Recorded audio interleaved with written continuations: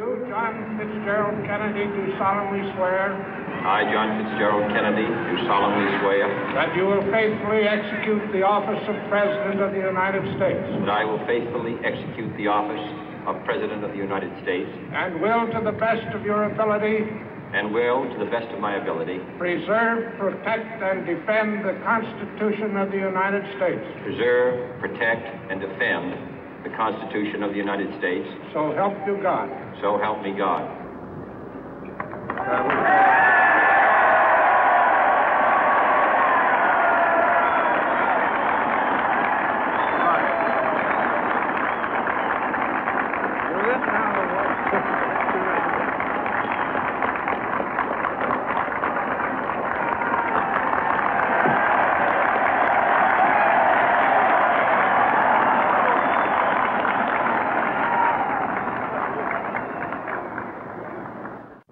Vice President Johnson, Mr. Speaker, Mr. Chief Justice, President Eisenhower, Vice President Nixon, President Truman, Reverend clergy, fellow citizens. We observe today not a victory of party, but a celebration of freedom, symbolizing an end as well as a beginning, signifying renewal as well as change. For I have sworn before you and Almighty God the same solemn oath our forebears prescribed nearly a century and 3/4 ago. The world is very different now, for man holds in his mortal hands the power to abolish all forms of human poverty and all forms of human life. And yet the same revolutionary beliefs for which our forebears fought are still at issue around the globe. The belief that the rights of man come not from the generosity of the state, but from the hand of God. We dare not forget today that we are the heirs of that first revolution. Let the word go forth from this time and place to friend and foe alike that the torch has been passed to a new generation of Americans born in this century, tempered by war, disciplined by a hard and bitter peace, proud of our ancient heritage, and unwilling to witness or permit the slow undoing of those human rights to which this nation has always been committed and to which we are committed today at home and around the world.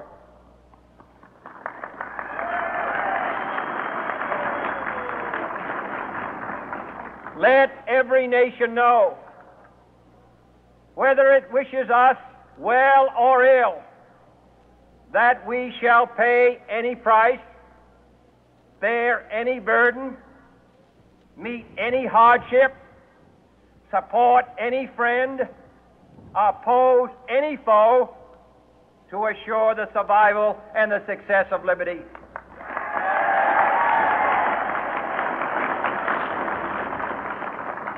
This much we pledge and more. To those old allies whose cultural and spiritual origins we share, we pledge the loyalty of faithful friends. United, there is little we cannot do in a host of cooperative ventures. Divided, there is little we can do, for we dare not meet a powerful challenge at odds and split asunder. To those new states whom we welcome to the ranks of the free, we pledge our word that one form of colonial control shall not have passed away merely to be replaced by a far more iron tyranny.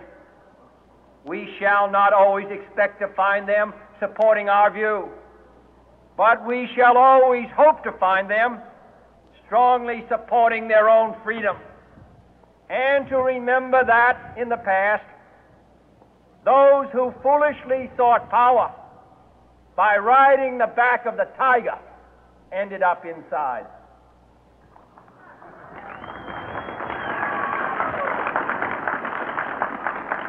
To those people in the huts and villages of half the globe struggling to break the bonds of mass misery, we pledge our best efforts to help them help themselves for whatever period is required, not because the communists may be doing it, not because we seek their votes, but because it is right. If a free society cannot help the many who are poor, it cannot save the few who are rich.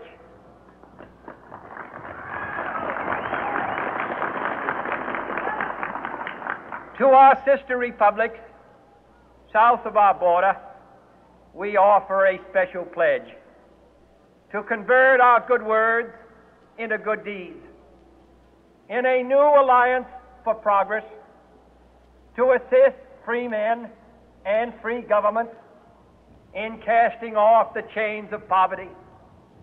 But this peaceful revolution of hope cannot become the prey of hostile powers.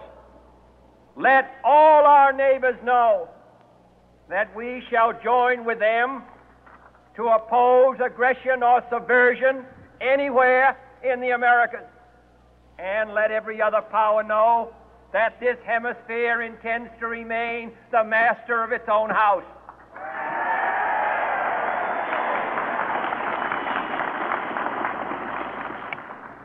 To that world assembly of sovereign states, the United Nations, our last best hope, in an age where the instruments of war have far outpaced the instruments of peace, we renew our pledge of support to prevent it from becoming merely a forum for invective, to strengthen its shield of the new and the weak, and to enlarge the area in which its writ may run. Finally, to those nations who would make themselves our adversary, we offer not a pledge, but a request that both sides begin anew the quest for peace. Before the dark powers of destruction, unleashed by science, engulf all humanity in planned or accidental self-destruction, we dare not tempt them with weakness, for only when our arms are sufficient beyond doubt can we be certain beyond doubt that they will never be employed. But neither can two great and powerful groups of nations take comfort from our present course, both sides overburdened by the cost of modern weapons, both rightly alarmed by the steady spread of the deadly atom, yet both racing to alter that uncertain balance of terror that stays the hand of mankind's final war. So let us begin anew, remembering on both sides that civility is not a sign of weakness, and sincerity is always subject to proof. Let us never negotiate out of fear, but let us never fear to negotiate.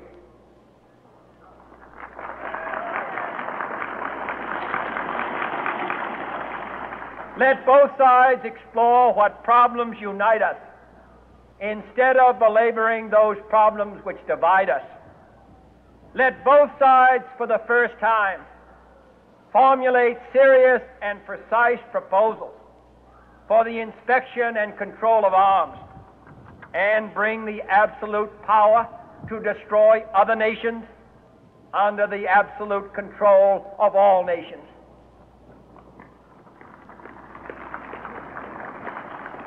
Let both sides seek to invoke the wonders of science instead of its terrors. Together, let us explore the stars, conquer the deserts, eradicate disease, tap the ocean depth, and encourage the arts and commerce. Let both sides unite to heed in all corners of the earth